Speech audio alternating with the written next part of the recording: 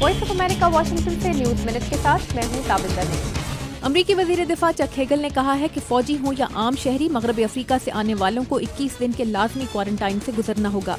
तिब्बी खैराती इदारे doctors without borders ने खबरदार किया है कि इबोला से बचाव का लाजमी क्वारंटाइन उनके काम को मुतासर कर रहा है।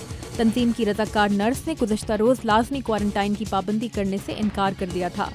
इसराइल ने सख्त सिक्योरिटी में 50 साल से ज़ायद उम्र के फ़लस्तीनियों को मस्जिद अक्सा में जाने की इजाज़त दे दी है। इसराइली पुलिस की जानिब से एक यहूदी पर कातिलाना हमले के शुबे में एक फ़लस्तीनी को गोली मारने के बाद इलाके में सूरत हाल कशीदा हो गई थी। चीन में अफगानिस्तान की सिक्योरिटी और तामीर नौ के हवाले से होने वाली एक कॉन्फ्रेंस में चीनी वज़ीर आज़म और अफगान सदर अशरफ गनी ने शिरकत की है। चीन ने अफगानिस्तान को $300 मिलियन की इमदाद देने का वादा कर रखा है। मगरबी अफ्रीकी मुल्क बर्किना फासो में सदर के इस्तीफे के मुतालबे पर पुरतशद्दुद अवामी मुजाहिरों के बाद फौज ने पार्लियामेंट तहलील करके अबूरी हुकूमत के क़याम का ऐलान कर दिया है।